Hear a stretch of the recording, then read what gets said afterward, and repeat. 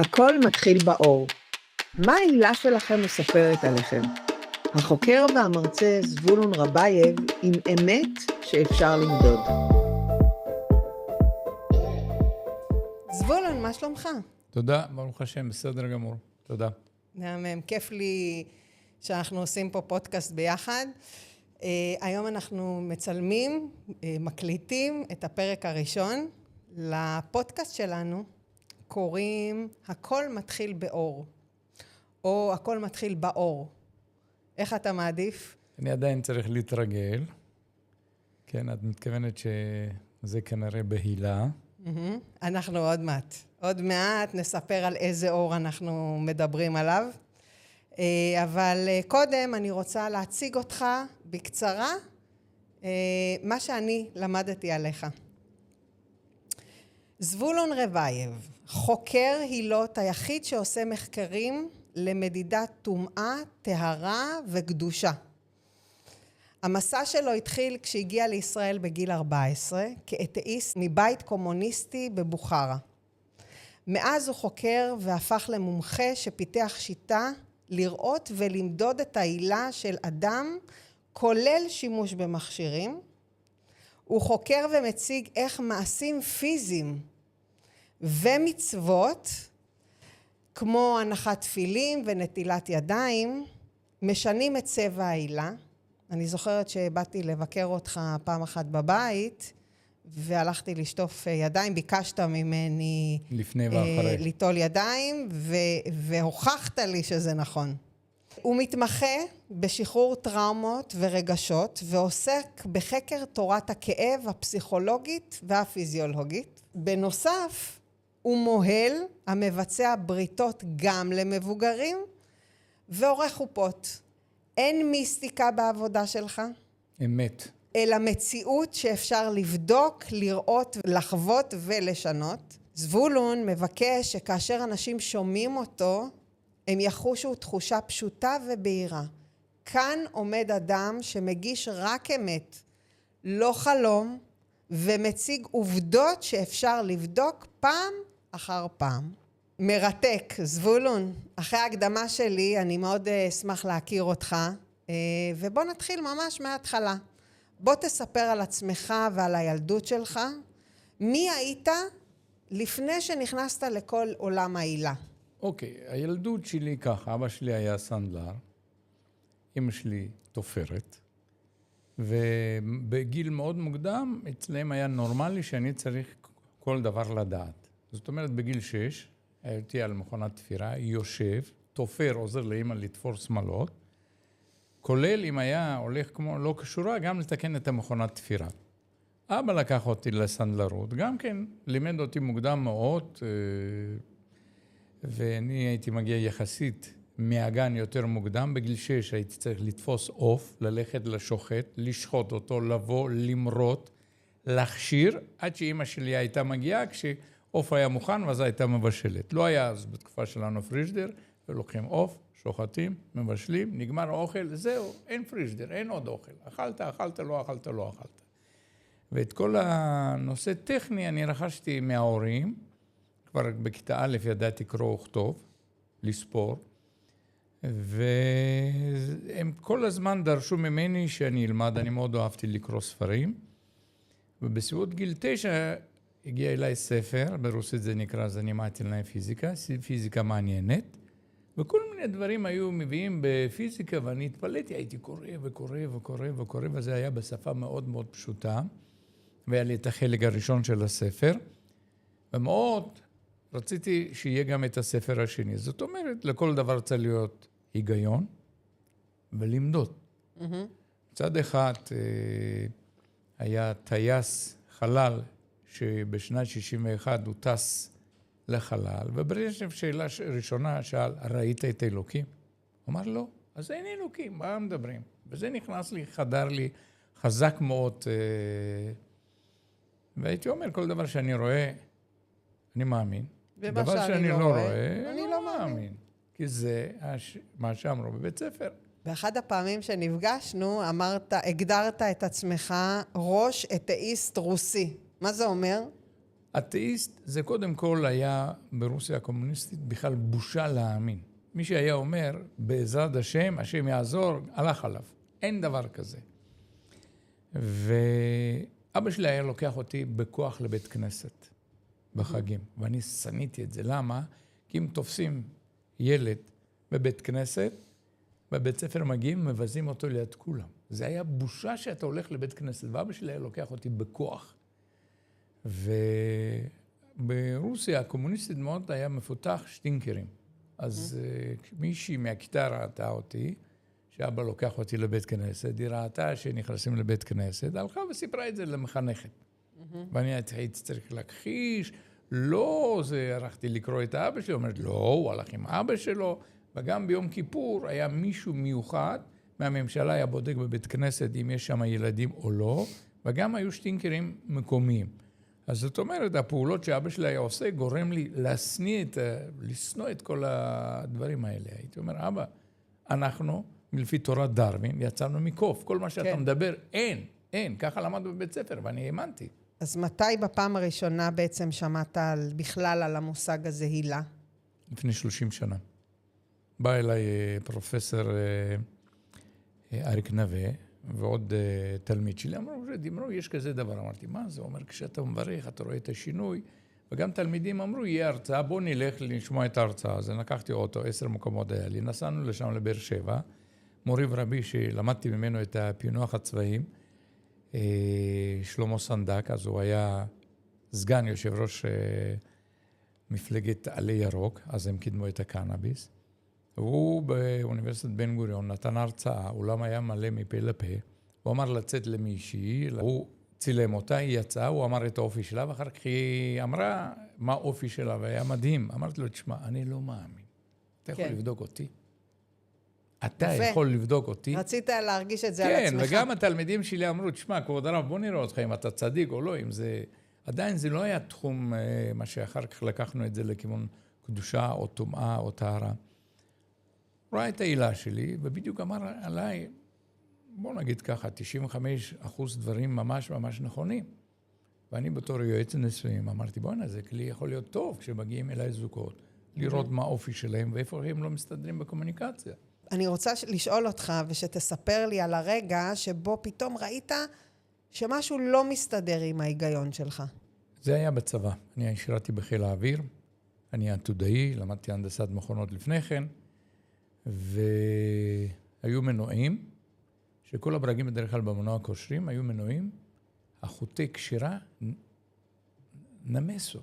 זאת אומרת, על פי כל היגיון, זה כל הזמן ויברציה, אין מצב שבורג יישאר סגור, הוא נפתח. ופה הם לא נפתחו, אף בורג, אף מטוס לא נפל. ואז אני, באותה תקופה היה, זה מלחמת לבנון. והמטוסים עבדו קשה.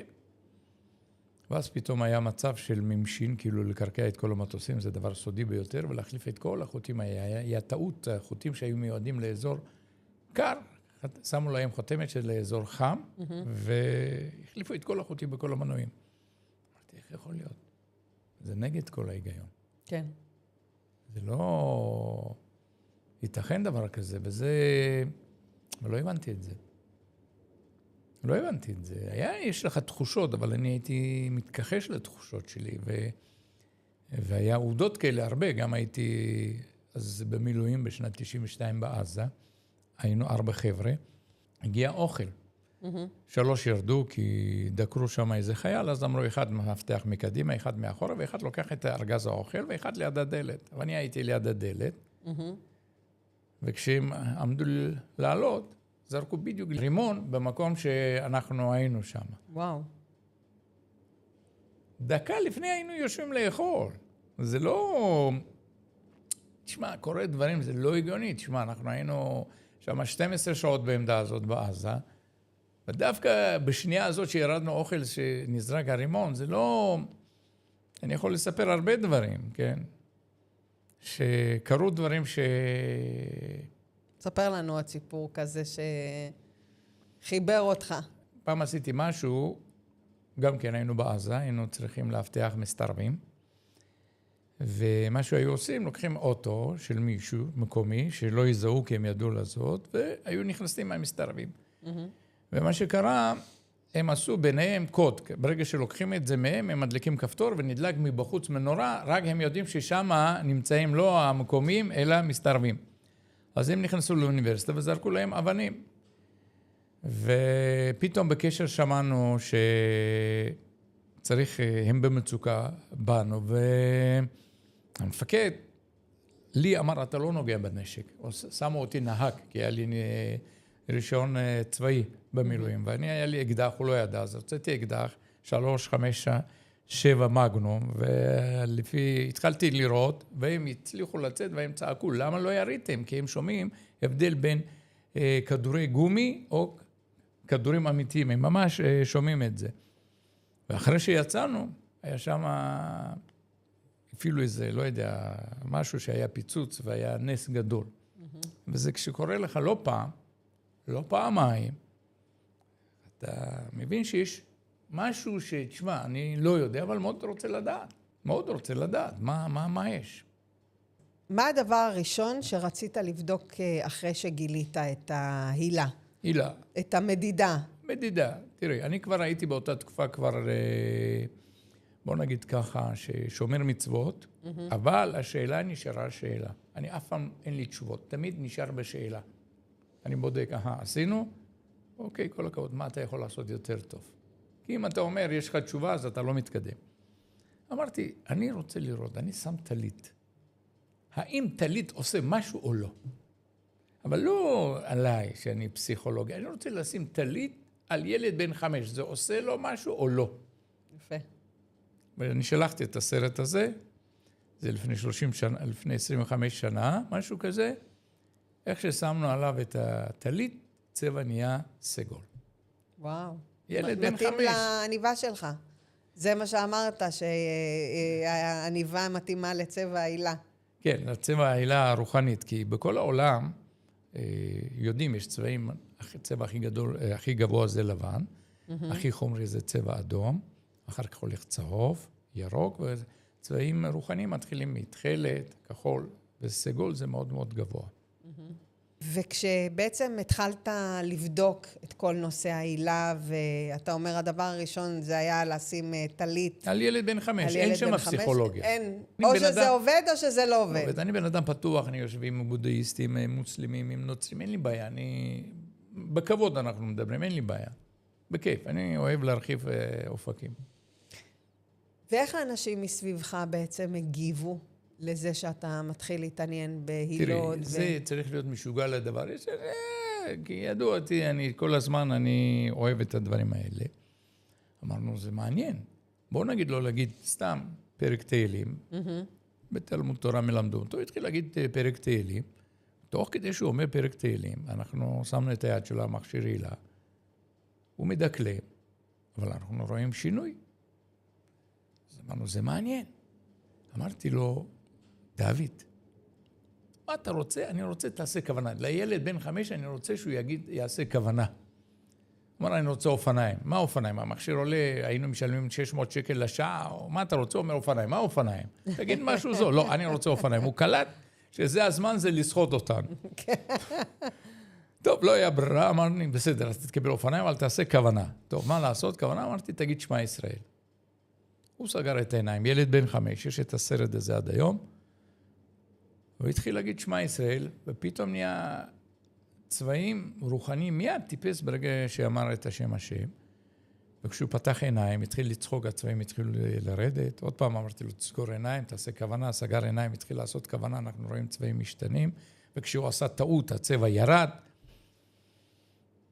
אמרתי, תשמע, זה מדהים. אבל אני בדקתי את זה בעוד תחומים, למשל. אני מאוד אוהב מוזיקה, אין לי שמיעה מוזיקלית.